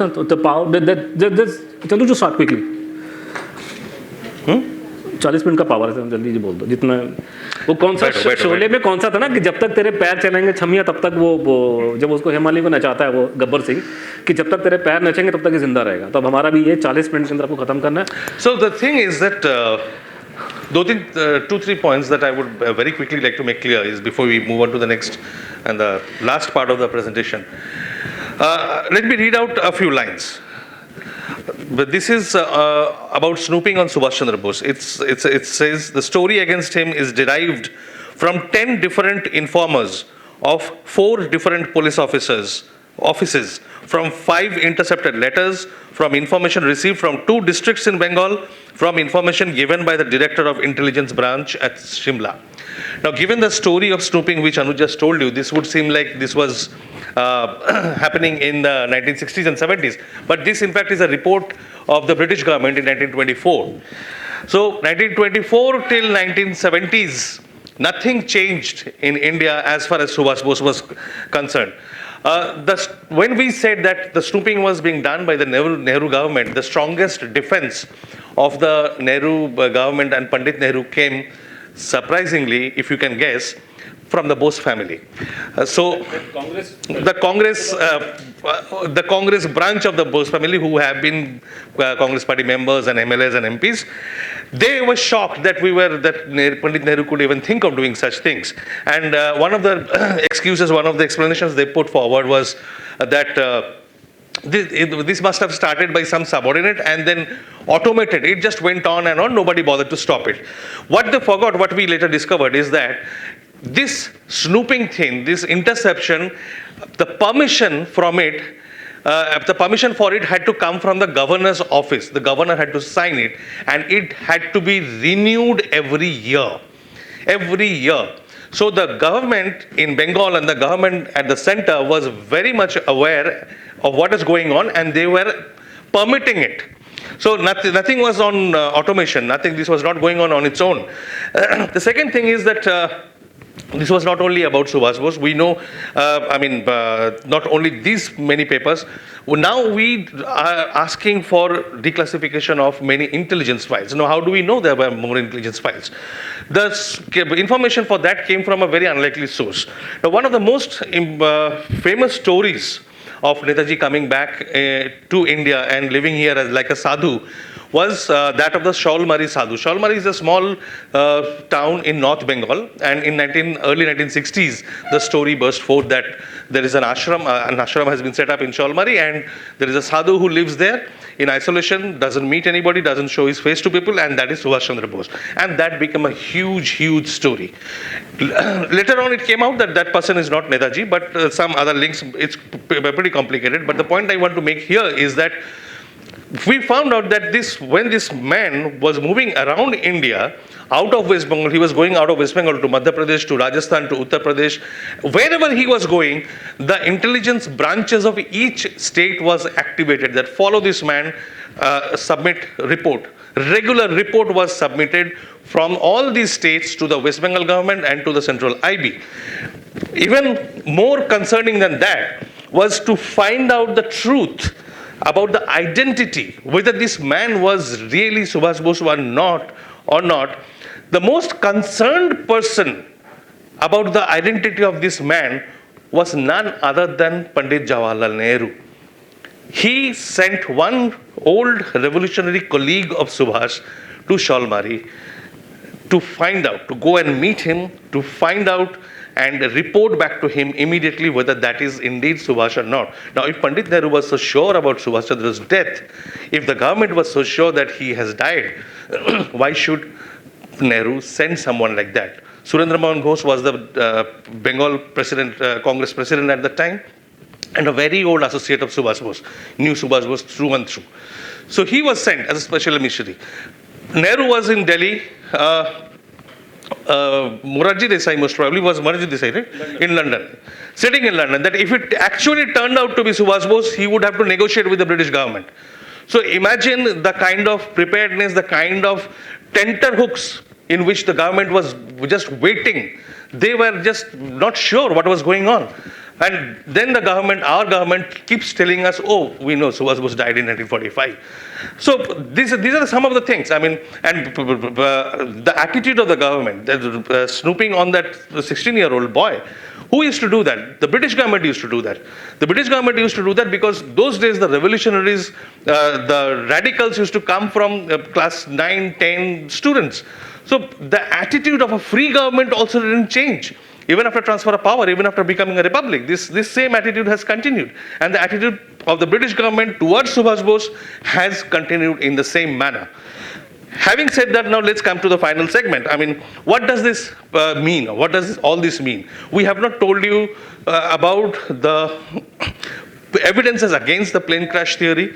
We have not today touched upon the story about Netaji going to Russia and what happened there. But in nutshell, the plane crash did not happen. In nutshell, we don't have any direct evidence that Netaji went to Russia, but there is enough evidence coming from intelligence sources, circumstantial evidences that he was in Russia. But the main story that comes back is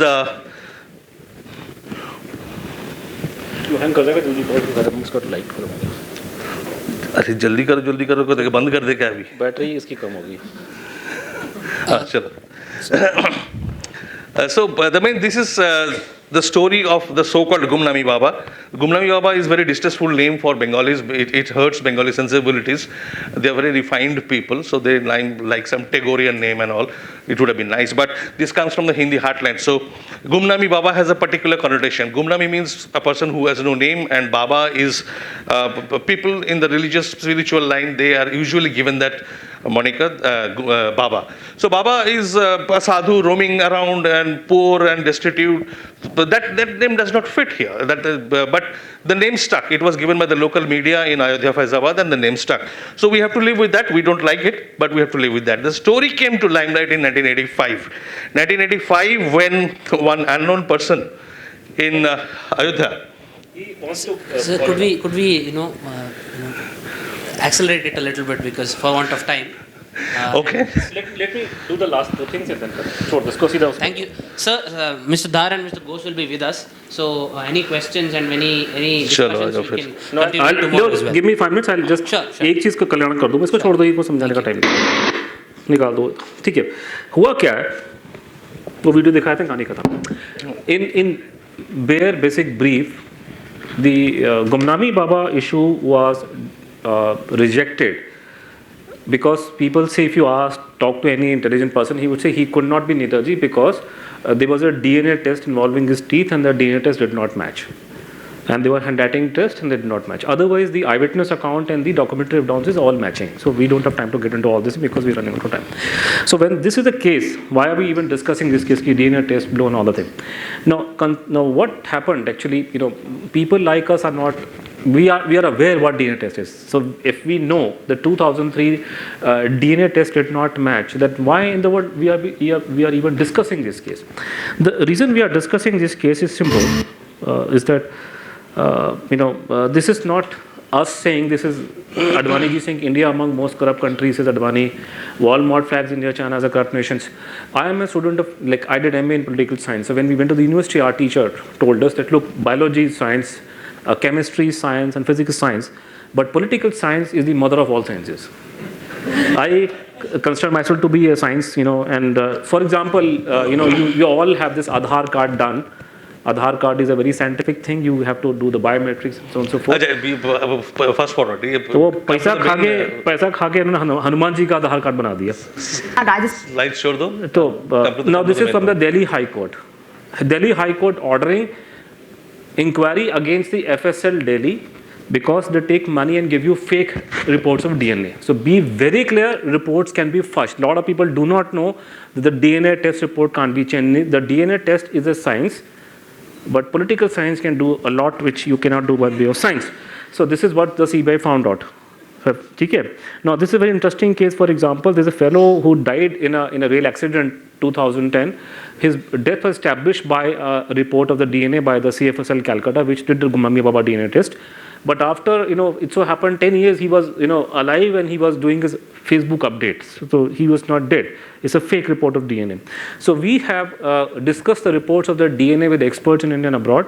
They have given us fantastic reasons that these reports are fudged. They are not proper. We don't have time to get into all the details, so we'll just quick. And what we are trying to escape, what happens in a DNA test when we talk of the DNA test, essentially, in case you have anybody from the inferior science background, what happens in the DNA test that you have electropherogram, or raw data. You put the data in the machine, and the machine will do the testing. It will bring out a chart which is known as the raw data electropherogram. The reading of the electropherogram is known as the DNA test. So this is the electropherogram, and this is the DNA report. Now, in case somebody wants to fudge with the reports, they will do this thing. Now, we came to know from our sources that this has been corrupted, this does not exist. And then we went on to file an RT application, and Government of India does not have because they have removed, the electropherogram. In Hindi, this is known as कि ना रहेगा बांस ना बजेगी बंसरी, कि आप उसको ही remove कर दो, टेस्ट आप किसे करोगे. Then the matter went and were discussed in media, and we had this expert, for example, eminent expert Gyaneshwar Chaubey, publicly saying that the DNA is a report. Gyaneshwar Chaubey ji, good evening. Thank you for joining us this evening. He is a renowned professor and also columnist. He is also a DNA expert. He teaches, he's affiliated and associated with the Banaras Hindu University. Mr. Gyaneshwar. So he's saying that the report is not correct. Now, another thing we found out interesting is what happens in the so-called advanced countries. You do a testing today, and the report will be known afterwards. Maybe 1 week, 2 weeks, 3 weeks. In India, we had a science, back in 2003, whereby you could do a testing, but 6 months before the testing, you know the outcome of it, and it will be published in a newspaper which is linked to Congress Party. So this, we suppose, is possible because of somebody has traveled into time. He is gone, because how do you know what is going to happen to 6 months? So isko chhod dete hain. Now the problem with this thing, there are maybe claims that the Gumnami Baba DNA test may not be relied upon because nobody knew whose teeth they were.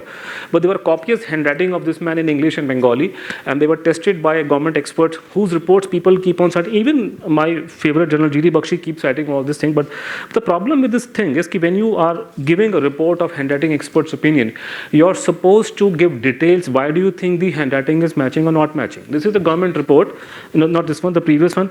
In 2 pages, he has given the outcome. In 1 page, first page, he has given the name, FSL Calcutta. Second page, it does not match. Now, we had the test, done by an American expert because he is not connected to the case. He knew nothing about Netaji. We approached him through our friends in America, and he was only given samples from both sides, asked to check. Now, what Indian expert did in 1-2 page, he has devoted 49 pages in details. He has given all details. He's saying this, he's the same person, so you might as well listen to what he has to say on television. Where these government experts Bose joining us this evening, but first I want to go across to Kurt Baggett. Kurt Baggett, the handwriting expert, joining us from Texas. Kurt, this is Anand here. I hope you can hear us and hear me clearly. Thank you. I can hear you clearly, yes. Thank you for joining us live. You were sent. You're welcome. You were sent 2 sets of questions, 2 sets of handwritings, Q1 and Q2. Yes. Did you know that one of them belonged to Netaji Subhash Chandra Bose? I did not know anything about the handwriting. How long did you take to analyze? No, I did not. How long did you take to analyze the handwritings? Oh, it took me several days to. I didn't record my timing, but I'd spent about a week on it off and on. I do about 25 cases a month, so I worked on it and worked on it some more. And it took me several days to come to a conclusion. And do you, beyond doubt, claim that the handwritings were the same, of the same person? Yes. I have 3 opinions. My opinion is yes, no, or I don't know. If I form an opinion that I feel like I could go to court and prove it, which is what I do most of the time. I go to court regularly to tell the courts my opinion. And so my opinion is that the same person wrote these 2 questions that you sent me, 1 and 2. Bose joining us. Just last slide, I'll just take 1 minute to sum it up, to wrap it up. We got the handwriting test verified, corroborated by an Indian expert. We followed the same procedure, gave him the set of documents without telling him what it was all about, and he gave the same result with same conclusion with detailed. Ashok Kashyap knew about this. So all these detailed analysis he gave in a very detailed report. Now, if you this is the last slide. All that evidence that we have had. Unfortunately, we could not cover the plane crash and the Russian angle. But if you compare, if we come to the end of it, and for the plane crash, which is the government's position, we have nothing except eyewitness, which is circumstantial evidence. And when that evidence was challenged by Netaji's elder brother, and he asked Jawaharlal Nehru that give me the proof for death of Subhash Chandra Bose, Jawaharlal Nehru threw up his hands. He said that how can I give you exact proof? I don't have proof. Now, if that is the condition of evidence based on which the government has taken a stand, now today here we have for the so-called Gumnami Baba angle, what do we have? We have forensic evidence in favor.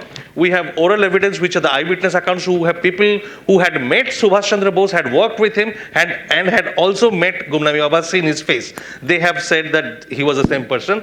And we have documentary evidence, letters and innumerable documents which would not go to an ordinary Baba. The freedom movement documents, revolutionary society documents, all these things. So sum it up, here is the body of evidence which the government completely ignores till this date and relies on an incomplete and completely fictitious information.